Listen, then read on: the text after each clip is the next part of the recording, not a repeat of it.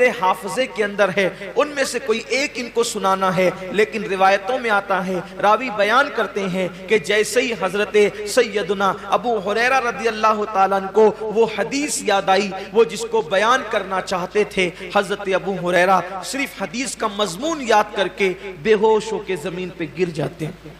امام غزالی رحمت اللہ علیہ لکھتے ہیں کہ مضمون حدیث یاد کر کے حضرت ابو ہریرہ زمین پہ گر گئے۔ جب آپ کو ہوش آیا، لوگوں نے پوچھا، اے ابو ہریرہ کیا بات ہے؟ حضرت ابو ہریرہ فرماتے ہیں، جس حدیث کو بات کرتے ہو اس کا مضمون میرے ذہن میں آیا تو اسی لیے مجھ پر غشی طاری ہو گئی۔ اور پھر اب حضرت سیدنا ابو ہریرہ رضی اللہ تبارک و تعالی عنہ حدیث بیان کرتے ہیں۔ حضرت ابو ہریرہ رضی اللہ تعالی عنہ فرماتے ہیں، اے اہل شام، تم میرے نبی کا فرمان سننا چاہتے ہو تو سنو، قیامت کے دن کے بارے میں ہم سب کے آقا و مولا مصطفیٰ جان رحمت صلی اللہ علیہ وآلہ وسلم نے فرمایا کہ سب سے پہلے قیامت کے دن اللہ تعالیٰ 3 لوگوں کا حساب لے گا۔ قیامت کے دن سب سے پہلے کتنوں کا حساب ہوگا؟ 3 لوگوں کا۔ اور اللہ کے رسول علیہ السلام نے فرمایا کہ شہید، جو شہید ہوا تھا، یعنی جس نے جام شہادت نوش کیا تھا، شہادت سے بڑھ کر کوئی عمل ہو سکتا ہے؟ اس لیے کہ شہید وہ ہوتا ہے جس نے اپنی جان اللہ کے لیے ختم کر دی، یعنی جان ہی دے دی اس نے۔ شہید نے، قربانی میں تو ہم جانور کی گردن پہ چھری چلاتے ہیں، شہید نے تو اللہ کے لیے اپنی گردن پیش کر دی۔ شہید نے اپنی گردن پیش کر دی۔ سب سے پہلے شہید آئے گا اور اللہ تبارک و تعالیٰ اس شہید کو اپنی نعمتیں یاد دلائے گا، اور نعمتیں یاد دلا کر کے اللہ تعالیٰ جب اس کو اپنی نعمتیں یاد دلائے گا تو پوچھے گا، اے میرے بندے، میں نے تجھے اتنی نعمتیں دی، اب بتا تو نے میرے لیے کیا کیا؟ شہید عرض کرے گا، مولا تو جانتا ہے کہ تو نے مجھے نعمت دی تو میں نے تیرے لیے اپنی جان قربان کر دی، گلا کٹا دیا، گردن کٹا دیا اور میں شہید ہو گیا، میں نے جان دے دی تیرے لیے۔ اللہ فرمائے گا تو جھوٹا ہے، اللہ فرمائے گا تو جھوٹا ہے، تو نے اس لیے گردن نہیں کٹائی تھی کہ میں راضی ہو جاؤں، بلکہ تو نے اس لیے گردن کٹائی تھی تاکہ لوگ تجھے بہادر کہیں، لوگ تجھے بہادر کہیں۔ بہادر کہلانے کی وجہ سے تو نے یہ کام کیا تھا، سو وہ لوگوں نے تجھے کہہ دیا اور میں نے تجھے بہادر کہلوا دیا، اس لیے آج تیرے لیے میرے پاس نہیں ہے کچھ، اور تو نے جس کے لیے عمل کیا تھا اب جا کر کے ان سے صلہ حاصل کر لے۔ گھر کی فریج بھرنے والوں اور گھر کی فریج بھرنے کے لیے قربانی کرنے والوں، یا لوگوں کی جھوٹی شہرت کے لیے قربانی کرنے والوں، ذرا ہوش کے ناخون لو۔ یہاں تو جانور کی گردن پہ چھری ہے، وہاں تو اس نے اپنی گردن کٹائی۔ اللہ فرمائے گا تو جھوٹا ہے، بہادر کہلانے کے لیے شہید ہوا تھا، جس کے لیے تو نے یہ کام کیا تھا جا کے ان سے صلہ حاصل کر، آج تیرے لیے میرے پاس کچھ نہیں ہے۔ اور اللہ فرشتوں سے کہے گا اس بدبخت کو گھسیٹ کر کے جہنم میں لے جاؤ۔ میں یہ نہیں کہتا کہ قربانی کا گوشت گھر میں رکھنا جائز نہیں، پورا بھی رکھ سکتے ہو، لیکن اللہ کے لیے تو کوئی قربانی کرے۔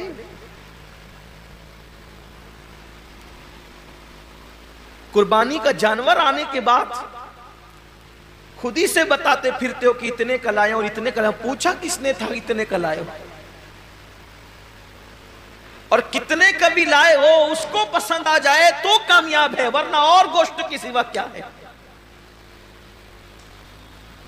اس کا چرچا مت کرو کہ آپ قربانی کتنے کی کریں، اس لیے کہ کبھی کبھی وہ بہت چھوٹوں کی بھی قبول کر لیتا ہے، بہت چھوٹی قربانیاں بھی وہ قبول کر لیتا ہے، وہ بہت بڑی بڑی بھی رد کر دیتا ہے۔ اللہ کے رسول صلی اللہ علیہ وآلہ وسلم نے ایک جنگ کے موقع پر صحابہ سے فرمایا کہ آج اسلام کو پیسوں کی اور چندے کی ضرورت ہے، سو لاؤ۔ اللہ نے جس کو جتنی حیثیت دی۔ ایک بوڑھی عورت کو پتا چلا کہ اللہ کے رسول نے اسلام کے لیے کچھ طلب فرمایا ہے، تو اس نے ایک یہودی کے گھر جا کر اس سے کہا کہ چند سیر کھجورے مجھے قرض دے دے، میں تجھے لوٹا دوں گی چرخہ کاٹ کے۔ اور جب وہ کھجورے لے کر کے آئی تو سرکار کے ہاتھوں میں دے دیا۔ اللہ کے رسول نے فرمایا کہ جتنا یہ ڈھیر لگا ہے نا چندے کا، اس کی 2 کھجوریں سارے ڈھیر پہ رکھ دو. کمیت میں زیادہ نہیں تھی وہ، یعنی کوانٹیٹی میں زیادہ نہیں تھی، بہت مختصر سی کھجوریں تھی، لیکن سب کے صدقے پر، سب کے چندے پر اس کا چندہ ملا کر کے رکھا گیا.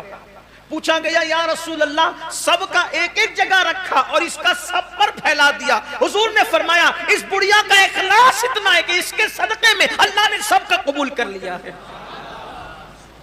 بات کوانٹیٹی کی نہیں ہے، کوالٹی کی ہے. بات کوالٹی کی ہے.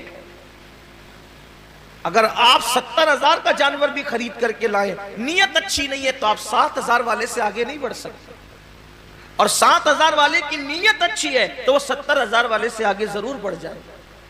نیت بہت اچھی ہونی چاہیے، نیت کے اندر کوالٹی ہونی چاہیے. تو حضرت سیدنا ابو ہریرہ رضی اللہ تعالیٰ فرماتے ہیں کہ وہ شہید ہوگا، شہادت کے بعد بھی اس کو جہنم میں لے جایا جائے. پھر فرماتے ہیں ایک دوسرا بندہ اللہ کی بارگاہ میں آئے گا، اور آنے کے بعد وہ بندہ جب حاضر ہوگا تو اللہ رب العزت اس کو اپنی نعمتیں یاد دلائے گا. اور جب اللہ تعالیٰ اس کو اپنی نعمتیں یاد دلائے گا تو اللہ فرمائے گا کہ بندے تو نے میرے لیے کیا کیا؟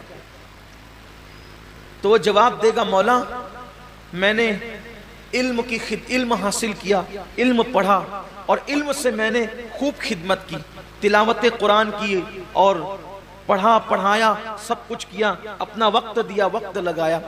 اللہ فرمائے گا تو جھوٹا ہے، تو اس لیے تقریریں کرتا تھا، علم پڑھاتا تھا، خطابت کرتا تھا، تلاوت کرتا تھا کہ لوگ تجھے عالم کہے، قاری کہے، سو تجھے کہلوا دیا گیا. آج تیرے لیے ہمارے پاس کچھ نہیں ہے، جن کے لیے کیا تھا انہی سے صلہ مانگ. اور اللہ فرمائے گا اس کو بھی منہ کے بل گھسیٹتے ہوئے جہنم میں لے جاؤ. یعنی جس نے علم پڑھایا تھا، رات رات بھر مطالعہ کیا تھا، دن دن بھر لوگوں کے درمیان جا کر کے علوم حاصل کیے تھے، علم حاصل کیا تھا، لوگوں کے پاس سیکھا بھی تھا، سکھایا بھی تھا، تلاوتیں بھی کی تھی، لیکن اس کو وہاں کوئی صلہ نہیں ملے گا، اس لیے کہ اللہ کی رضا نہیں تھی، نیت اچھی نہیں تھی. آج آپ دیکھیں کہ ہماری نیتیں کہاں تک مخلص ہیں، ہماری نیتوں میں کہاں تک اخلاص ہے.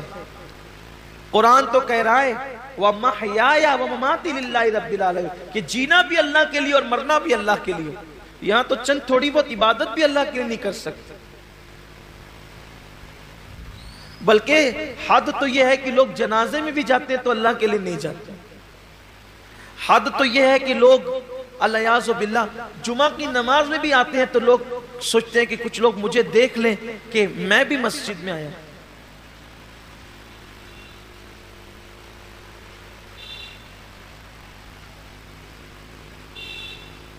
میں بھی عیدگاہ میں آیا ہوں، میں بھی حج کے لیے جا رہا ہوں، میں بھی عمرہ کے لیے جا رہا ہوں، قربانی میں بھی کر رہا ہوں، روزے میں بھی رکھ رہا ہوں، وظیفے میں بھی پڑھ رہا ہوں.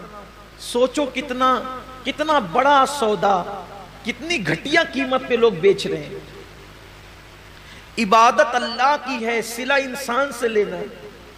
اور انسان کی اوقات کیا ہے کہ انسان کسی انسان کو صلہ دے سکے. اللہ کی عزت کی قسم، ایک مرتبہ لفظ اللہ کہنے کا صلہ پوری کائنات نہیں ہو سکتی. اس کا نام زبان پر آیا، اس کا صلہ کائنات کی تمام نعمت نہیں ہو سکتی. اللہ کی عبادت کا صلہ اللہ کے سوا کوئی نہیں دے سکتا. تو بندوں کو چاہیے کہ بندے جب اللہ کی عبادت کریں تو نیت خالص کریں اور سوچے کہ بس اللہ مجھ سے راضی ہو جائے. اسی لیے تو جنگ تبوک کے اندر جن صحابہ نے شرکت کی، جنگ تبوک کے اندر جو صحابہ شریک ہوئے تھے ان کو جیش الاسرت کہا جاتا ہے، تنگی والے فوجی. بلکہ وہ تنگی کا حال یہ تھا جنگ تبوک کے اندر، مورخین نے یہاں تک لکھا ہے کہ ایک ایک کھجور کو 8 مجاہدین استعمال کرتے تھے. سیدنا فاروق اعظم کے حوالے سے بیان ہوتا ہے کہ وہ ان کی باری جب آتی تھی کھجور کھانے کی تو چوس کر کے دوسرے کو دے دیتے تھے، کھاتے نہیں تھے کہ ایک کھجور نے تو 8 لوگوں نے استعمال کرنا ہے تو آخر ملے گا کتنا، تو چوس کے دے دیتے تھے اور پانی پہ اکتفا کرتے تھے.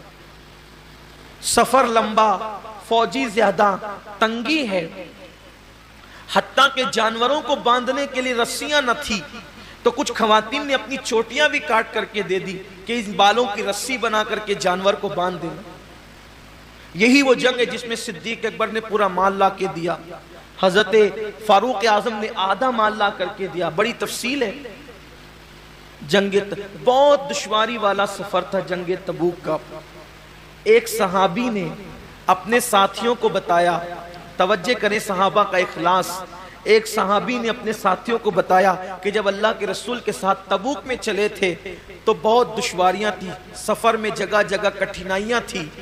یہ تو ان کی زبان سے نکل گیا سفر تبوک کی مشکلات، لیکن اسی بتانے پر پوری زندگی روتے تھے کہ میں نے کیوں بتایا، سفر تبوک کی مشکلات کیوں بتایا، سفر تبوک کی تکلیفیں کیوں بتایا، سفر تبوک کی مصیبتیں کیوں بتایا۔ لوگ کہتے ہیں آپ نے لوگوں کی ترغیب کے لیے بتا دیا کہ ہم نے اتنی مصیبتیں اٹھائی سفر تبوک میں تاکہ لوگوں کو بھی جذبہ پیدا ہو کہ وہ دین کی راہ میں تکلیفیں اٹھائیں۔ فرماتے ہیں میں اس پر ڈرتا ہوں کہ میں نے جو سفر تبوک کی تکلیفیں بتائی ہے اللہ مجھ سے ناراض ہو کر کے میرا وہ سفر رد نہ کر دے اور اس کا اجر اللہ تعالیٰ ضائع نہ کر دے۔ یہ ان کا اخلاص تھا، یعنی اللہ کی راہ میں وہ جو مصیبتیں اٹھاتے تھے اس کو بھی کسی سے بیان کرنے کو خلاف ادب تصور کرتے تھے۔ اللہ کے لیے جو کیا وہ اس کو چھپانا ہی چاہتے تھے، اللہ کے لیے جو کیا وہ اس کو پردے ہی میں ڈالنا چاہتے تھے تاکہ ان کا اجر ضائع نہ ہو۔ اور یہاں تو حال یہ ہے کہ کیا اللہ کے لیے ہے اور اس کی تشہیر تو ہونی ہی چاہیے۔ ابھی آپ دیکھیے گا کہ قربانیوں کے جانوروں کی تصویریں بھی واٹس ایپ پر آئے گی، قربانیاں بھی واٹس ایپ پر آئے گی، بچڑوں کا گھمانا پھرانا بھی واٹس ایپ پر آئے گا، بکروں کی تشہیر بھی واٹس ایپ پر آئے گی۔ کیا فکر ہے لوگوں کی، کیا چاہتے ہیں لوگ؟ کیا اللہ کا دیا ہوا صلہ کم ہے جو بندوں سے صلہ چاہتے ہیں؟ کیا اللہ کی دی ہوئی نعمت کم ہے جو بندوں سے صلہ چاہتے ہیں؟ ارے بندہ کیا دے گا صلہ، اور بندہ اگر کسی کو دے بھی تو اپنی اوقات کے مطابق دے گا، اللہ کسی کو صلہ دے تو اپنی شان کے مطابق عطا فرمائے۔ تو جس نے اپنی شان کے مطابق دینا ہے صلہ اس سے لینا ہے، تو لوگوں کو چاہیے کہ وہ اللہ کی رضا کے لیے کریں۔ تو وہ جو علم والا بندہ ہے اللہ فرمائے گا کہ تو نے میرے لیے نہیں کیا بلکہ عالم کہلانے کے لیے کیا، علم والا کہلانے کے لیے کیا، خطیب کہلانے کے لیے کیا، ادیب کہلانے کے لیے کیا۔ ارشاد ہوگا اس کو بھی منہ کے بل گھسیٹتے ہوئے جہنم میں لے جاؤ۔ حضرت سیدنا ابو ہریرہ فرماتے ہیں تیسرے بندے کو لایا جائے گا، جب وہ تیسرا بندہ آئے گا تو وہ تیسرا بندہ اللہ فرمائے گا میں نے تجھے نعمتیں دی تھی بندے، بتا تو نے کیا کیا، اے بندے تو نے کیا کیا، میں نے تجھے نعمتیں دی تھی۔ وہ عرض کرے گا مولا تو نے جو مجھے دولت دی تھی میں نے خوب لٹایا تیری راہ میں۔ اللہ فرمائے گا تو جھوٹا ہے، تو اس لیے دولت خرچ کرتا تھا، پیسے نکال نکال کر دیتا تھا کہ لوگ تجھے سخی کہیں، سو میں نے تجھے کہلوا دیا، آج تیرے لیے میرے پاس کچھ نہیں۔ جن لوگوں کے لیے تو نے یہ کام کیا تھا جا کے صلہ ان سے لے لے، اور اس کو بھی منہ کے بل گھسیٹتے ہوئے جہنم میں ڈالا جائے۔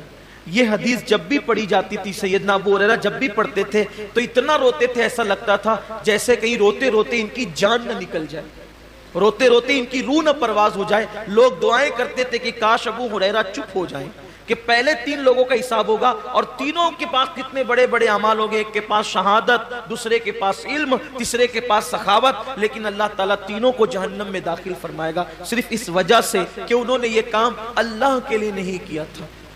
آج کتنا اللہ کے لیے ہو رہا ہے دیکھ لیں آپ، حج کو دیکھ لیں، زکوٰۃ کو دیکھ لیں، قربانی کو دیکھ لیں، صدقات کو دیکھ لیں، مسجدیں بنانے کو دیکھ لیں، مدرسے بنانے کو دیکھ لیں، آپ دیکھ لیجیے۔